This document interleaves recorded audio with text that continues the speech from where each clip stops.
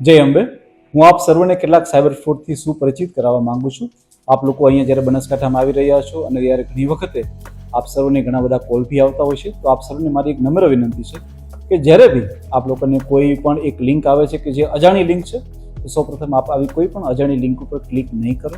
અને જો ક્લિક કરો બી ખરા અને કોઈ પણ મેસેજ આપને મળે છે બી ખરા અને કોઈ વ્યક્તિ આપને પૂછે છે કે આપના જે ઓટીપી આવ્યો છે, આપનો પાસવર્ડ શું છે, આપનું કેવાયસી ફોર્મની અંદર આપની વિગત શું છે, તો મહેરબાની કરીને હું આપને જણાવવા માંગુ છું કે કોઈ પણ સરકારી કર્મચારી કે અધિકારી કે કોઈ પણ એન્ફોર્સમેન્ટ એજન્સી આવી કોઈ પણ પ્રકારની ડિટેલ્સ માંગતી નથી.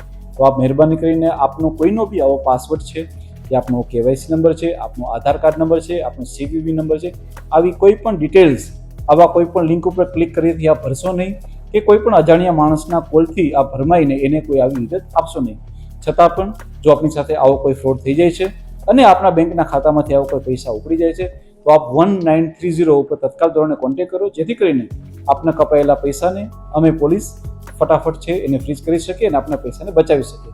આ સિવાય મારા જે યુવાધન છે અને બીજા લોકો છે, એમને ખાસ રિક્વેસ્ટ છે કે આપ જે સોશિયલ મીડિયા જે યુઝ કરો છો, આ સોશિયલ મીડિયા ઉપર કોઈ પણ અજાણ્યા માણસને આપ લોકો ફ્રેન્ડશિપ રિક્વેસ્ટ એક્સેપ્ટ નહીં કરો.